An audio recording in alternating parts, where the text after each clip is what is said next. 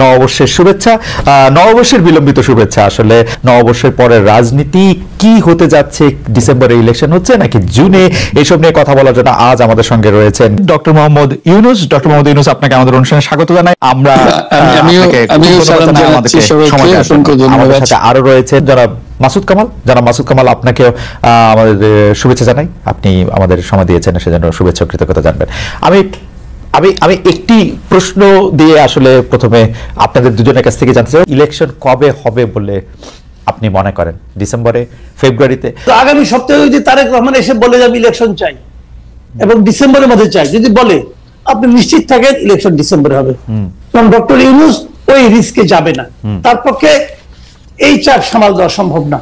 Doctor Yunus সরকারের প্রতি আস্থা ফিরে পেয়েছে বলে নানাভাবে মনে হচ্ছে। সেই ক্ষেত্রে ইলেকশন যদি পরে হয়, ডক্টর ইউনূস সরকার যদি একটু বেশি সময় থাকে, তাহলে কি অসুবিধা? আমরা কেন বিএনপিকে নিয়ে আসার জন্য এত অস্থির হয়ে উঠেছি? ডক্টর ইউনূস ভালো করছেন কি মন্দ করছেন, এটা তো আমার দেখার বিষয় না রে ভাই।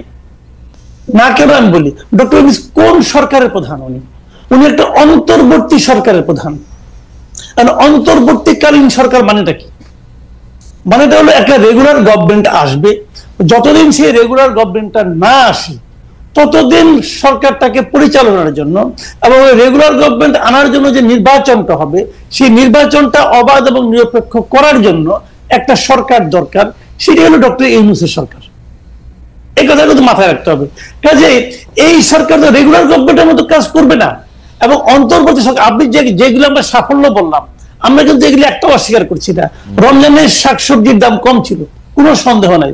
চালের দাম কি কম ছিল? তেলের দাম কি কম ছিল? ছিল না। গত রমজানে সবকিছুর দামই বেশি ছিল, চালের দামও বেশি ছিল, শাকসবজির দামও বেশি ছিল, এবার শাকসবজির দাম কম, এটা আমাদের জন্য একটা রিলিফ না? রিলিফ, অবশ্যই রিলিফ, আমি অস্বীকার করছি না। রমজান তো শেষ, এখন কি হচ্ছে শুনেন। আমার কাছে ওই দিন এক ভদ্রলোক 3টা রিসিপ্ট পাঠাইছে, 3টা রিসিপ্ট। একটা রিসিপ্ট সে মোহাম্মদপুরের একটা দোকান থেকে, মায়ের দোয়া নামে একটা চাউলের দোকান, সেই দোকান থেকে সে জানুয়ারি মাসের 3 তারিখে 25 কেজি চাউলের এক বস্তা চাউল কিনছে 1740 টাকা দিয়ে।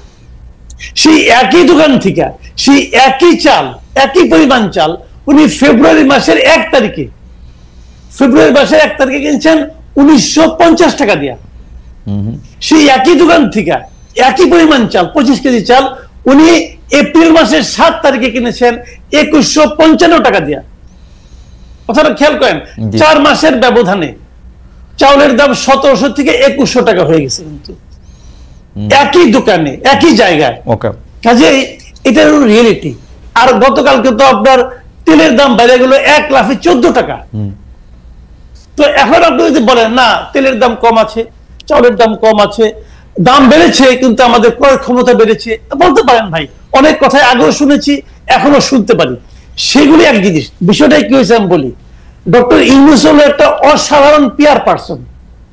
উনি জানেন যে কিভাবে পিআর এর কাজগুলি করতে হয়। সোশ্যাল মিডিয়ায় এক ধরনের হুজুগ উনি চালাচ্ছেন, খুবই প্ল্যান রয়েছে, খুবই। কিন্তু একটা কথা মাথায় রাখতে হবে ভাই, মাথায় রাখেন, যারা সোশ্যাল মিডিয়ায় এগুলি করে তারা কিন্তু বাজার করে না। বাজার করে বাবা, রান্না করে মা, ছেলে খায় আর খেতে খেতে স্ট্যাটাস দেয়। এটা মাথায় রাখতে হবে ভাই। এইটাই বাংলাদেশে এখন হচ্ছে। কি হচ্ছে, বাবাকে জিজ্ঞাসা করেন যে বাজার করতে যে তার কি হয়েছে। আমি কিন্তু বাজার করি না, আমি গত পরশুদিন বলি আপনাকে, গত পরশুদিন আমি এমন কোন সবজি পাই নাই যার দাম 80 টাকার কম। আমি পাই নাই ভাই, আমি নিজে কিনেছি। আমি কিন্তু একজনের কাছে শুনে বলতেছি না, কিন্তু একমাত্র টমেটো পেয়েছিলাম 50 টাকা কেজি। কিন্তু টমেটো ছাড়া আর প্রত্যেকটা জিনিসের দাম 80 টাকা কেজি। কিভাবে কমলো ভাই? হাসিনা সরকার তো আমার কল্পনার চেয়েও খারাপ সরকার ছিল। তাদের দৌরাত্ম্য, তাদের দাপট, তাদের অনিয়ম, দুর্নীতি, এটার সঙ্গে আমি পুরো সরকারকে তুলনা করবো না। সেটা এক জিনিস। ওইখান থেকে আমরা মুক্তি পেয়েছি। মুক্তি পাওয়া মানে এইটা এখন যে পেয়েছি, এটাই যে আমাদের প্রাপ্তি, এটাই যে আমাদের প্রত্যাশা, তা কিন্তু নয়। আমরা কেউ নিয়মতান্ত্রিক সরকার চাই। কেন চাই সেটা আমি বলি। কোন আপনি যতক্ষণ পর্যন্ত আপনাকে রেগুলার পলিটিক্যাল গভর্নমেন্ট না আসবে, ততক্ষণ পর্যন্ত এই দেশে কোনো বিনিয়োগ আসবে না। আপনি সিঙ্গাপুর থেকে স্মার্ট লোক নিয়ে আসেন আর 41,000 উপরে থেকে ঝাঁপ দেওয়া লোককে নিয়ে আসেন, ভাই কোনো লাভ হবে না। উনি ওই মানে একটা অনুষ্ঠানে পরিচালনা করবেন, টুকটাক ইংরেজি বলবেন, হয়ে গেল। স্মার্টলি হাঁটবেন, হয়ে গেল। বিনিয়োগ আসবে না ভাই। পলিটিক্যাল গভর্নমেন্ট ছাড়া রেগুলার গভর্নমেন্ট যারা বিনিয়োগ করবে তারা কিসের উপর ভরসা করে করবে না। কাজে আপনি সেজন্য আপনার এখানে একটা রেগুলার পলিটিক্যাল গভর্নমেন্ট আসতে হবে। কথা বলছে ডক্টর ইউনূস যদি ভালো হয় উনি এই ক্যাবিনেট দিয়ে ইলেকশন করুক না, অসুবিধাটা কি আছে? আচ্ছা, আরেকটা কথা সেটা হলো এই ইলেকশন এদের প্রতি সাধারণ মানুষের ম্যান্ডেট আছে কিনা তারও তো একটা প্রমাণ হওয়া দরকার আছে। আপনি তো গাইড জোরে বলতেছেন জুলাই অভ্যুত্থান, আপনি গাইড জোরে বলতেছেন। কে নিয়োগ করছে? ডক্টর ইউনূস তো নিজেই বলছে তাকে নিয়োগ করছে ছাত্ররা। ছাত্ররা এখন কই? ছাত্ররা মিটিং রাখলে 100 লোক হয় না। তাহলে ওরা নিয়োগ করতে হয়তো শুয়ে পড়ছে, এটা কুয়ে তো লাভ নেই ভাই। আজকে আপনি ইউনূসকে ভালো বলতেছেন, আচ্ছা কালকে যদি ইউনূস মারা যায় তখন আপনি কি করবেন? তখন আপনি আরেকজন ইউনূসকে কোথায় পাবেন? পাবেন তো না। সেক্ষেত্রে আপনাকে কি করতে হবে? আপনাকে একটা সিস্টেম ক্রিয়েট করতে হবে। আপনার সংস্কারের কথা বলেন যে একটা সিস্টেম ক্রিয়েট করবেন, আপনারা নিজেরাই যে সিস্টেম ভাঙার চেষ্টা করতেছেন যে ওনাকে রাখতে হবে। কেন? ওনার যদি জনগণের সমর্থন থাকে তাহলে উনি তো একটা পার্টির সঙ্গে আছেন অথবা পরোক্ষভাবে আছেন, উনি প্রকাশ্যে চলে আসেন, ওই পার্টির নেতৃত্ব দেন, ইলেকশন করেন। যদি জনগণ আপনাকে চায় আপনি নির্বাচিত হবেন। ওনার তো টাকার অভাব নাই। 666 কোটি টাকা তো কয়েকদিন আগে মাফ করে নিচ্ছেন, টাকার তো অভাব নাই রে ভাই। ওই টাকা দিয়ে ইলেকশন করেন না, অসুবিধাটা কি? যদি এখন নির্বাচন হয়, ধারণা করে না হয় যে বিএনপি ক্ষমতায় আসবে, সব দিক থেকে বিএনপির প্রতি কিন্তু একটা আক্রমণের চেষ্টা আছে এবং বিএনপিও সেই চেষ্টাটা মানে সেই গোবর গু গায়ে মেখে আরো গোবর গু উৎপাদন করার ব্যাপারে তারা নিজেরাও বেশ সচেষ্ট আছে। আপনি যদি বিএনপির প্রসঙ্গটা একটু বলেন। বিএনপি রাজনীতিটা না আমি ঠিক বুঝি না। এটা হলো আমি আগে যেমন ধরেন আপনার আওয়ামী লীগের আমলে তারা যে রাজনীতিটা করতেন সেটাও অতটা বুঝতাম না। এখন তারা যে রাজনীতিটা করছেন এটাও আমি বুঝি না। একটা রাজনৈতিক দলের মূল কাজটা কি? একটা রাজনৈতিক দলের মূল কাজ হলো দেশের সংখ্যাগরিষ্ঠ জনগণের যে চিন্তা সেই চিন্তাটাকে ধারণ করা এবং সেই অনুযায়ী কাজ করা। এটা হলো একটা রাজনৈতিক দলের মূল কাজ। এখন বিএনপি কি চায়? বিএনপি আমি একটা খুব একটা ছোট্ট একটা এক্সাম্পল দিয়ে বলি। বিএনপি বলছে যে নির্বাচন দেন, এটা তো বলছে তারা নানা ভাবে বলছে, কখনো সরাসরি বলছে, কখনো আরে ঠারে বলছে তো। এবং সরকার তাদের এই চাওয়ার জন্য একটুও তার সিদ্ধান্ত থেকে সরে আসে নাই। সিদ্ধান্তটা কি সরকার নেবে যে কবে নির্বাচন হবে কি না হবে? না, সরকারকে সেই ম্যান্ডেট দেওয়া হয় নাই। সিদ্ধান্ত নেওয়ার দরকার দায়িত্ব সরকারের না, একক দায়িত্ব সরকারের না, সিদ্ধান্ত নেবে জনগণ। এখন জনগণ কি চায় বিএনপি কি সেই চাওয়াটাকে ধারণ করতে পারে? আমার কাছে মনে হয় না। বিএনপির এক এক নেতা এক এক সময় এক এক কথা বলে। কখনো বলে এই সরকারকে আমরা শেষ পর্যন্ত সমর্থন দিব, আবার সরকারের সঙ্গে তার নির্বাচন বলে যে না নির্বাচনের ব্যাপারে আমি একমত না।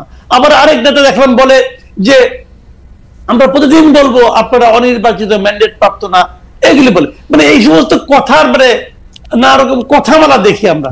বাট আমি আপনাকে সিম্পল বলি, এই দেশের মানুষ বিএনপি কি না চায় আমি জানি না, আমার জানার দরকার নাই। কে নির্বাচন হলে বিএনপি আসবে না, আওয়ামী লীগ আসবে না, জামাত আসবে না, ছাত্ররা আসবে না, ডক্টর ইউনূস আসবে, এটা নিয়ে আমার কোনো মাথা ব্যথা নাই। আমার কথাটা হলো আমি আমার ভোটটা দিতে চাই। 30 বছর হয়ে গেছে ভাই, 35 বছর হয়ে গেছে একটা মানুষের, সে জানে না ভোট কিভাবে দিতে হয়, জাতীয় নির্বাচনে কিভাবে ভোটটা দিতে হয় সে এইটা জানে না। সেই লোকের কাছে কিন্তু তারেক রহমানের কোনো ফ্যাক্টর না, তার কাছে ইউনূসের কোনো ফ্যাক্টর না, তার কাছে ওই ডাক্তার শফিকুল ইসলামের কোনো ফ্যাক্টর না। তার কাছে ফ্যাক্টর হলো যে আমি আমার ভোটটা দেব, তারপর সম্পূর্ণ জনগণ যেটা চাইবে সেটাই হবে, ম্যাক্সিমাম মানুষ যেটা চাইবে সেটাই হবে। তাহলে আমি যদি একটু তর্কের জন্য একটু বলি, এই জনগণ যেটা চায় এটা আপনি কেমনে জানেন? আমি তো জনগণ আমি যেটা চাই, কিন্তু এরকম জনগণ তো অনেকে আছে যারা যারা যারা না এরকম জনগণ তো নিশ্চয়ই আপনি দেখছেন যারা চায় যে ডক্টর ইউনূস থাকুক। এরকম জনগণ তো আপনি দেখছেন খালি ডক্টর তারেক মানে জনাব তারেক রহমান আইসা বসে পড়ুক এটা চায়, কোন ধরনের পরীক্ষার মধ্যে চায় নাম বলি। তারেক রহমান কি ভোট ছাড়া এসে বসে পড়তে চায়? না, তারেক রহমান চায় না, কিন্তু জনগণ তারেক রহমানকে চায়, চাইতে পারে, এটা তার ব্যাপার। এবং জনগণ শেখ হাসিনারও অনেক জনগণ শেখ হাসিনারও চাইতো। আমি বলি চাইতো। জনগণ কি ভোট চাই কিনা সেটা বলেন। আপনি দেশের একজন লোককে নিয়ে আসেন না যে বলে আমি ভোট চাই না, আনেন না আপনার ভাই। এত সব মানুষ ভোটটা চায় যে আমি ভোট দেব। ভাই আমি তো টেলিভিশনে দেখলাম অনেক লোক কইতেছে যে ইউনূস চাই ইউনূস চাই ইউনূস চাই। আমি তো টেলিভিশনে দেখলাম একজন ক্লেরিক চূড়ান্ত মানে উত্তেজনার মধ্যে বলতেছে যে ইউনূস সাহেব ভোটের মাধ্যমে আসুক না, আমার তো না নাই। না, ভোটের মাধ্যমে আসতে পারবে না। আপনি আমাকে বলেন ভোট ছাড়া গণতন্ত্র হয়, এটা পৃথিবীর কোথায় আছে রে ভাই? আমার স্যার তো বললেন যে ভোট গণতন্ত্র, আমার স্যার তো বলছেন যে ভোটই গণতন্ত্রের একমাত্র উপায়, এটা ভাবলে তুমি ভুল করবা খালেদ। আচ্ছা, এটা একমাত্র উপায় না, দুই মাত্র উপায়টা কি আছে বলুন না আমাকে। দুই মাত্র উপায়, গণঅভ্যুত্থান একটা ম্যান্ডেট। দ্বিতীয় উপায়টা কি? গণঅভ্যুত্থান। ভোট ছাড়া গণতন্ত্রের দ্বিতীয় উপায়টা কি? কারণ ভাই গণঅভ্যুত্থান আরেকটা ম্যান্ডেট, আরেকটা উপায়। গণঅভ্যুত্থান তো গণতন্ত্র না। গণঅভ্যুত্থান দিয়ে আমরা যাদেরকে বসাইছি তারা ক্ষমতায় থাকুক, এটা আমাদের চাওয়া, এটাই গণতন্ত্র। শুনেন, গণঅভ্যুত্থানটা হলো একটা শক্তি প্রদর্শনের খেলা। জি, আমি শক্তি দিয়ে, আমার সঙ্গে অনেক লোক আছে, অনেক লোকের শক্তি একত্রিত হয়ে তোমাকে প্রেসার দিয়ে তোমাকে আমি নামাই দিছি, এটা হলো গণঅভ্যুত্থান। আর গণতন্ত্র হলো সবচেয়ে যার শক্তি কম, যে নিরীহ মানুষটা, সেও সংগোপনে যে নিজের মতটা প্রকাশ করতে চায়।